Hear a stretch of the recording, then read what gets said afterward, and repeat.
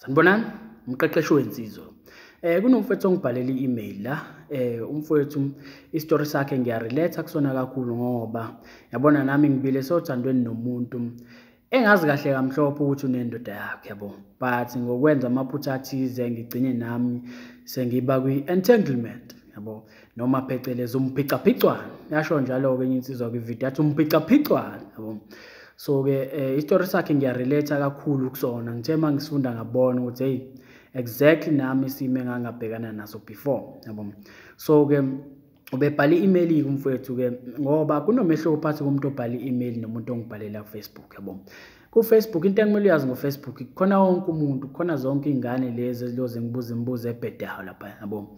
So mfowethu, if now une-access kwi-email ngicela ungibhalele i-email, I prefer i-email manje ngoba yabona ngiyahlupheka kakhulu lapha. So nawe uzobhala into yakho uthi into yakho idinga ukuthi ngiyiphendule, but ngenxa yokuthi labafana abaningi abahluphayo ingane lapha abase-high school o grade 8 gcina into yakho mhlawumbe ingasaphenduleki ngesikhathi. Kanti mangabe ubhala i-email mfethu kuba naleyo level of respect oyitholayo yabo, because i-email labafana banayo i-access kwi-email. So ke ngihlushwa ingane lapha ku Facebook ziloze ngibuza imibuzo nami ngicina ngiyifunda ngibona cha udlala ngami lo muntu yabo. So mangabe unayo access kwi-email ngicela ungibhalele i-email njengale nsizwa.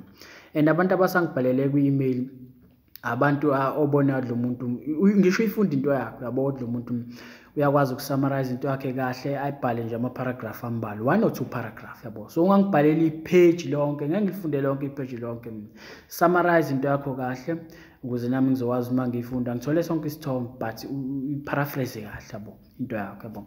So ke wenze njalo mfowethu, but ke phela ayikho inkinga ungangibhalela ku-Facebook, but mangabe unayo access kwi-email njengoba ngisho ukuthi ngiyahlupheka kakhulu lapha ku-Facebook, iy'ngane ziyangihlupha kakhulu yabo. So ungangibhalela i-email if ukwazi yabo. But ke ubhalile kumfowethu wathi sawubona bhuti, kunentombazane engithandana nayo futhi ngisebenza nayo. Le ntombazane ngayithola vele ithandana nomunye umjito. So nami mfethu I've been in a situation esifana naleso, uthola ukuthi ngiba sothandweni nomuntu engazi kahle kamhlophe ukuthi lo muntu unomjida wakhe yabo. So ke mhlambe ungitshelile sasuka vele ukuthi yazi nginomuntu wami but mina ngidazi inkani nami ngivume siqhubeke nalo muntu sigcine sesithandana, gcine sekuba ne-entanglement, umphicaphicwano yabo. But kumfethu kuwe uyaqhubeka uthi ngiwumuntu ongathanda ukujwayela emsebenzini kodwa mina nayo we had a strong connection, so ngahluleka nokuzibamba. So mfethu yabona ukujwayela emsebenzini enye into enzima kakhulu leyo, especially umuntu mangabe nika i-floor eyodwa ke mhlawumbe nisebenzele i-building. So mangabe nika i-floor eyodwa angiphathi futhi uma ukuthi ngiphethe i-manager eyodwa, so thothi mhlawumbe nibamba ama-meeting thothi senixabe yabo vele ke othandweni ingxabano into efikayo. So mangabe senixabene uthothi ku-awkward manje kunaleyo silent treatment manibonana yabona yazibana. So into enzima kakhulu leyo yabo ukujwayela emsebenzini, especially umuntu mangabe nika i-floor eyodwa nibonana njalo yabo, kuba inkinga kakhulu mangabe senixabene yabo. But unless kuukuthi ke mhlambe ke ukwenye i-floor wena nawu kwenye i-floor yabona makukanjalo ke hayi kuba ngcono kakhulu yabo, because lapho mhlambe nihlangana kwi-lift kuphela noma nihlangana nje yabo. But mangabe nindawonye kuba inkinga kakhulu yabo. So ke umfethu ukuthi but phela uma ukuthi umfethu uthando liyafika, hayi njengoba ngisho ukuthi uthando lifika nomlaphi, lungafika kukhala kunzima vele uhlangane nomuntu onithandane wena uzibonela uthando, lifika khona emsebenzini kunjalo alikhethi uthando yabo. But uma uzizwa futhi umuntu uyashaya ngayo ungathi hayi ngoba ngisebenza naye cha ngijole emsebenzini, cha hayi suka umuntu mangabe echaza mfethu ngihlala phezu kwakhe yabo. So uthi mfethu ke ngelinye ilanga ngayicela ukuthi sizikhiphe, yangaba nankinga sazikhipha kwaze kwaba kathathu sizikhipha. So mfethu uhlakaniphe kakhulu, ngiyahlonipha isenzo sakho la ngoba yini ehlukanisa umuntu omdala, umuntu okhulile othandweni nomuntu osayingane othandweni? Angikhathali mina ngisho ngathi una 30 years but uthothi izenzo zakho ezengane encane. So usayingane othandweni lapho, ngisho ngathi una 40 years but izenzo zakho mazikhomba ukuthi ingane othandweni usayingane. Uthothi una 20 years but izenzo zakho zikhombisa ukuthi ukhulile othandweni yabo. So yini ehlukanisa umuntu omdala nomuntu osekhulile othandweni. Yabona umuntu osayingane othandweni uyakwazi ukuthola inamba kumuntu wesifazane ayisithi mhlawumbe insizwe na 30 but ngokothando izenzo zakhe zikhomba ukuthi emncane. Uyakwazi ukuthola inamba kumuntu wesifazane but bese agijima efonini yokwenzani. Njaha ingane ukuyishela efonini. Ajaha ingane ukuthi lokuthatha nawe ku-WhatsApp lana confess uthando uyayithanda kanjani. Yabona uma uthola into inkosazane ezihloniphayo nezithandayo nezithembayo uzothi uqala uyishela efonini ibona ukuthi hello ungijwayela kako mhlawumbe emva kwesikhathi igcina ingasakuphenduki because wenza into vele bekumele ungayenzi. Umshela kanjani umuntu efonini yabona. So ke thina lekhaya sikwenzi lokho ngihlezi ngilishumayela lelo vangeli ngithi ungayishela intombazane efonini because leyo nto inomthelelo omubi kuwena. Ikuveza njengomuntu ungazihloniphi yabo. So ke ungasheli intombazane efonini. So umuntu okhulile othandweni uyazi ukuthi wenze njani. Uyothatha ifoni yakho uhlele usuku nomuntu nenze njani nibonani nispend isikhathi ndawonye nibonde ndawonye ni-connect ndawonye yabo kube naleyo vibe ndawonye umfile umuntu ukuthi uyisima kanjani understand yabo. Uthatha ifoni umsebenzisa njengethuzi lokuthi nibonane nihlangane ndawonye uyikhiphe njengane abantu uyinikeze isikhathi esihle ijabule yabona uzama ithuba lokuthi uthole malivuma angavuma kuvuma yake inkinga next time uzophinda uzame futhi yabo kube kanjani. Ileyo nto nje kumele uyenze wena yabo. Not ukuthi nithandane efonini. Ifoni abantu abaningi sebethandana efonini manje. Ababonani bayathandana efonini. Ifoni nje ebenza ukuthi bethandane. So wena ungakwenzi lokho. Ifoni isebenzisa njengokuthi lothi nibonane nikwazi ukuthi nipush into yenu yabo. So uhlakaniphe kakhulu mfethu ngiyakubona ilevel yakho. Oqala usende i-email wakhombisa ukuthi wena kwenye level ngokomqondo. Then nakho izenzo zakho ziyakhombisa futhi ukuthi uyazi ukuthi kumele wenze njani. Uyamkhipha umuntu yabo. Uyamkhipha umuntu noma uspend isikhathi nomuntu ndawonye not indaba yefoni one time yabo. So ungenzisa okwengane ulokhu ujaha ukoshela ingane efonini. Nihlele inde usuku nomuntu nibonane ushoke konke ofuna ukusho kuyena yabo. But nakhona la ekhasi nendlela esenza ngayo yabo. So umfethu uyaqhubeka uthi ngelinye ilanga ngayicela ukuthi sizikhiphe yangaba nankinga sazikhipha kwaze kwaba kathathu sizikhipha nemilenze yavuleka singakayikhuluma indaba yothando. So njoba ngisho ukuthi ungatatazeli intombazaneni ujaha uconfess ukuthi hayi ungathi ngane ngoba usuyikhiphile uyoyimpintshela ekhoneni ke manje ufuna ukuyilokha ukuthi nithandane. Cha awuyilo muntu komsha lapho uyomnikeza isikhathi njengoba umkhipha vele une-idea yokuthi yini ugcwele ngayo. So wena uyoba open yoba casual yabo. So uyomnikeza isikhathi enjoy kube mnandi. Njengoba ngisho ngithi lento yothando kumele kube idea yakhe yabo. Ngoba ngizothi uyaqala ukuthi uyayifaka aqala kuhlamba akekho ready ukuba sothandweni kanjani useyahlela.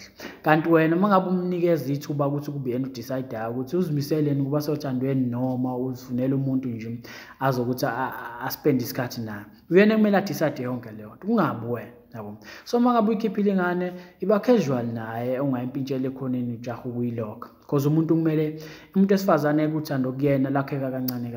So kumele umnikeze lelo thuba nalo ukuthi akufunda ukuthi umjito ozikhulekele wena ozirelaxele ozixoxelayo ozona nabantu orelaxile ongenankinga yabo. So kumele umnikeze lelo thuba ukuthi akufunda. But njengoba ngisho ukuthi kuleyo process yokufundana yonke into eyenziwa ithandano uyayithola. So isidingo sokutatazela isiphi yabo. So musu ukutatazela then yena uzobe emva kwesikhathi mhlambe esikhulumela izinto zokuthi kwenzakalani lapha phakathi kwethu. So ngaleso sikhathi mfowethu ngiyakutshela ukuthi usuke usefuna nibe exclusive naso usefuna nithandane naye because uyazibuza sekubonile ukuthi awumjito grand lo yazi ngakwazi ukuthi ngiphushe nawe. So usiyakubuza kahle kwenzakalani lapha phakathi kwethu. So usefuna ukuthola ukuthi yazi kahle usiyakutshela ukuthi yazini phela mina nawe yabo sikhona la singaya khona. So ungatatazeli mfowethu njengoba ngisho ukuthi yabo nje la wenza into enhle kakhulu ungajahi ingane kwayilokho ukuthi ufuna nithandane kanjani ngoba uyikhiphile. Cha iba casual iba open lento akubi idea yabani yakhe yabo. So uthi mfowethu kuyagcina isingitshela ukuthi iyangithanda futhi iyakujabulela ukuba nami. So nami njengoba ngisho ukuthi mfethu ngibile kwi situation efana exactly neyakho. So mina eyami situation yabona ingane ngathi masiqala into yethu yangitshela ukuthi hayi nginomuntu engithandana naye but mungenankinga ngoba ngiyathanda ukuba nawe. So mongenankinga singayiqhubekela into yethu mina nawe but nginomuntu wami hayi ngathi ayanginankinga vele yabo. So senze into yethu naye but inomuntu wakhe mayifika umjito wakhe hayi ngabi nankinga vele yabo because vele mina naye lo muntu asithandana. So uthola la kwakutholayo kumina but unomjita wakhe yabo. So ngingenankinga mangabe feel umjita wakhe ngabi nankinga yabo because vele akuyona intombi yami. So ke ngelinye ilanga ngavakasha naye ekhaya. So mangabe sengisekhaya ungisendela imessage ku WhatsApp uyangibuza ukuthi uhambe kahle. Ngiyayibona imessage ngiyayiphendula ngithi hayi ngihambe kahle yabo. Athi okay. So ngithule vele nami ngangibhizi ngaleso sikhathi because nami angithandi lo spend isikhathi esiningi efonini naye because lento yefoni njengoba ngihlezi ngisho ukuthi iyaxabanisa lo nichatta ku WhatsApp njalo spend isikhathi esiningi lokhu nichatta ku WhatsApp iyaxabanisa leyo because umuntu uzogcina emva kwesikhathi engasaphenduli yabo. So ke after 20 seconds ngabona imessage ethi ngiyakuthanda ne with a question mark. Angikho online lapho ukubona umuntu uma bekusendela imessage iyangena but uthothi awukho online. So ngiyayibona imessage ngiyakuthanda ne. So ngibe confused hawo lo muntu lo sekhetha ama feelings njalo yabo usiyangitshela ukuthi uyangithanda usiyaconfessa njalo but kuphi efonini sengithethe uyangithanda but unomjida wakhe hayi ngisho ngithi hayi lo lento ayisho kuzomela ayisho face to face ngayi ukuthi ayisho efonini kanje yabo. So ngicabanga ukuthi ngizomphendula ngithini ngoba ngifuni nami ukuthi hayi ngiyakuthanda nami yabo lento ayishoyo ngifuna ukumbona eyisho yena kumina yabo. So ke ngicabange ngimphendule bese ngiyasho ngithi alright bese ngimkhumbuza enye into ngithi ungakhohlwa ukwenza ukuthi ngimkhumbuza enye into ebengimele ayenze ngimzibisa lento yokuthi uyangithanda ngoba nami ngifuna ngibuza ukuthi wena ungithanda yini yabo. So ngathi alright ngamkhumbuza enye into ebengimele ayenze ukuthi angakhohlwa ukuyenza. Wathi okay wakhohlwa kanjalo. So mangabe sesindawonye kumnandi naye siyaxoxela sihleli kumnandi sengiyamkhumbuza ngithi yazona nginento eshilo engiconfusile yakho le yanto uthini le. Ngithatha ifoni yami ngithi ngimkhombisa athi oh kunani yabo. Ngithi hayi ubishelani le yanto efonini awuyisho manje ke sengikhona la awuyisho phambi kwami ngiyibona because ngifuna ukubona ukuthi uqinisile noma uyazidlalela yabo. Hayi kube nzima ngimthwesa umqansa ke ngifuna ajombe intaba enkulu ekuzoba nzima ukuthi ayijombe yabo because kumele ayisho ayichaze lento kumele asho ukuthi indaba esho lento uqondeni yabo because ngiyazi obabili ukuthi nomuntu wakhe. Hayi athule kancane kube awkward ngiyambona nje ukuthi hayi kunzima uyafuna ukusho but kunzima. So aqale asho ukuthi hayi uyangithanda ngoba ngimpethe kahle kanje asho lapho ngizibambe ukuthi angihleke kwethu into eyisimanga ngoba ngiyabona lo muntu akanakile ukuthi useyangishela manje. So kwakuwesibili ke mina sengishela umuntu wesifazane yabo. So nawe njengoba ngisho ukuthi lezi zinto once nawe wazimasterisha mfethu zaphila ngaphakathi kuwena yoba ujabula othandweni ubone ezinye izinto zenzeka kuwena ubungacabanga ukuthi zizokwenzeka. So yena akanakile ukuthi useyangishela manje yabo. So ukuthi angihleke but ngiyazibamba ngoba ngiyazi mangahleke uzophoxeka yabo. So achaza hayi nami ngivumele ngithi hayi anginankinga yabo sigcine sesithandana nalomunye. So ilona phuthe ngalenza lelo ukuthi ngivume lo muntu ukuthi sithandane naye because ngiyazi ukuthi unomjida wakhe yabo. So mina kwakumele ngingayivumeli leyo nto siqhubeke senze into yethu naye but ngoba umjida wakhe ukhona ngingangeni leyo entanglement mangabe iyona entanglement leyo yabo kulo Umphicaphicwano. So ke nami ngokubhayiza kwami ngangena ngavuma sathandana. So umjida wakhe mangabe sefika yabo umuntu once wamnikeza uthando lwakhe inzipho ziyangena ke lapho. So mangabe sefika umjida wakhe ezombona ngiyaqala ngiphatheka kabi manje yabo because sengiyazi intombi yami phela nami la yabo. So ilona phuthe ngalenza lelo ukuvuma ukuthi sithanda ngibe ngazi kahle ukuthi nomuntu wakhe yabo. So ke umfethu uyaqhubeka uthi ke ebingihlonipha uthi umfethu uphelile 6 months sithandana ibingihlonipha bese ngikhohliwe nokuthi ngamthola enomuntu vele kodwa manje akasangihloniphi even emsebenzini uselandwa ilomjida engamthola na. So yabo mfethu into eyenzakala esimene sikanje yabo ethekeni isuke nomjida uthothi umjida wakhe akayinakile lengane. Sothi ingane yamsendela please call mangabe imkhumbula mawuthetha mami nayo noma iyamfonela WhatsApp uthothi umjida udistant kude yabo but iyamthanda yabo. Uthola ukuthi ke igcina isithi hayi yabo ufikeke wena kahle you are feeling the void, you are feeling the missing spark yabo. So hayi ukuthi iyakuthanda, you are feeling the void yabo. Ngoba umjida u-absent kodwa ekhona kodwa u-absent, yabo. U-distant kodwa ukhona kodwa u-distant. So wena uzofila le space salo mjida, not ukuthi uyathanda, yabo. So iyona into esihlulekayo uyi-understand esimeni esikanje, yabo. Because wena lo mjida bayathandana, iyamthanda iThekwini, yabo. But yena ngoba uthothi umjida akayifonele ingane, akanamsebenzi nayo, iyona efaka 100%, umjida uzifakela u-0 nje. So emva kwesikhathi wena njengoba usufikile-ke manje usuzivalile lesikhala, izoqala ingane ingamsendeli please call lo mjida, iqale futhi ingamfoneli, ingam-WhatsApp, izithulele nayo. So lo mjida emva kwesikhathi uzonothisa ukuthi hayibo lo akasangifoneli, akasezilutho, usethule. So-ke njengoba ngitshela ukuthi mina yabo umuntu mangabe engakunaki umnaka wena, so ukuze naye umuntu akunake mangabe uthandweni nomuntu, hlehla nawe.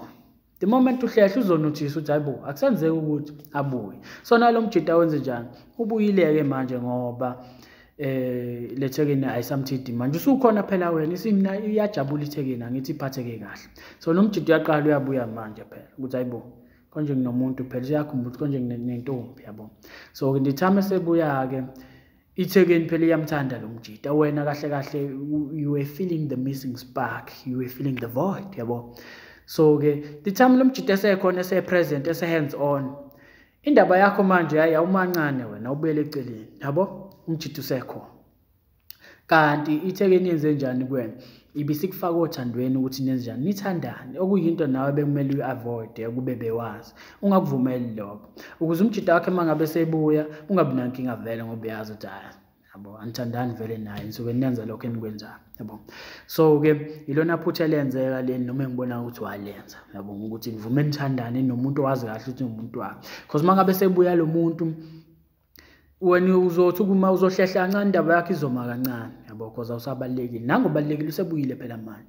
So njengoba sebuyile uzonikezwa yonke i-attention, yabo. So-ke mangabe futhi esehamba lo mjida, emva kwesikhathi uzophinda ukhumbuleke futhi, yabo, ngoba umjida akasekho. But umjida mangabe ekhona e-present, wena indaba yakho izothi ukuthi kancane, yabo. So-ke kumele uku-understande lokho mfethu esimeni esikanjani, yabo. So ingakho ngithi umuntu mangabe kumele u-understand iThekwini i-attention, yabo. iThekwini mangabe uyinikeza i-attention 100%, leyo nto akumele uyenze ngoba uthando kuyabanjiswana othandweni. So umuntu yabo, umuntu mangabe umfonela njalo, umWhatsApp njalo, ugcina suba isicefe, yabo. So naye kumele umnikeze ithuba lokuthi akukhumbule, akwazi ukuthi naye akufonela, akhombise phela ukuthi uyakuthanda, yabo. But ngeke akwenze lokho uma ukuthi wena uhlezi umfonela, uhlezi umWhatsApp, yabo. So naye kumele umnikeze leso space ukuthi akukhumbule, akwazi ukubuyela kuwena, yabo. So-ke uthi umfethu-ke izolo I saw them kissing in a car. Now uyabona ukuthi ngiyababona. Ever since ngayibona iqabuza umjida wayo, angazi nokuthi ngithini kuyo, ngaphatheka kabi. Ngicabanga ukuthi izoxolisa kimi kodwa ngavele ngathula, nayo yathula, ayisho lutho kimi. So yabona njengoba ithuli ibonile ukuthi yenza iphutha and ubonile, and most likely wena mfowethu akubange iphutha ukuthi ubone ukuthi labantu bebeqabulana, mhlawumbe wabona ngemistake bebeqabulana. Kungenzeka ube nawe wawusinika around ufuna uba nangu umjida wakho, wasubabona beqabulana, kungenzeka nawe ukuthi, and most likely futhi kube kanjalo, uthi ubulandela nawe wabona umuntu ulanda umjida wakhe, walokhu ulunguzi wabona sebeqabulana, yabo. Most likely kwenzeke kanjalo, yabo. So-ke yabona njengoba ingabuyi kuwena izoxolisa, kungenzeka mhlawumbe wena ingane abantu usuyayihlinela, usuphatheke kabi, yabo, uma uyibona umubi uyayihlinela, yabo. So kanti kumele ube casual, yabo, urelax, uyazi vele ukuthi uphatheke kabi ngoba vele sekuyintombi yakho. So wena njengoba kutshela ukuthi intombi mangabe ikuphethe kabi, ungaya ngisho e-toilet ufike ukhale uma ukuthi ikhala, ngoba vele umuntu wesilisa hayi lento ukuthi umuntu wesilisa akhali, thina inyembezi sinazo, so ukuba sikhali ngaba sinazo. So kwi-bathroom ufike uvala umnyango, uphopothe kahle, ube right khona yabo, ukudina wakho uzokukhipha, yabo, nomphatha kabi wakho uzokukhipha. Because mangabe uzoyihlinela ingane izokubona uphatheke kabi, hayi akaqhumeka azadeleke, yabo, izokuduba naye kanjalo. because vele ayinendaba futhi nawe ngoba umjida wawusekhona yabo. So ke uzoyibona mhlawumbe ngathi ijabule kanjani, kanti wena mangabe ukhombisa ukungaphatheki kabi, mangabe mhlawumbe uyibone noma nibonana, but ungayinikezi manje isikhathi sakho ngoba yona kumele ibuye ngomthetho, kumele ibuye izoxolisa wena ngoba lento eyenzile bemele ingayenzi phambi kwakho, angisho njalo, noma bemele ungaboni wena. So ngoba ubonile kumele ibuye izoxolisa wena ngoba niyathandana.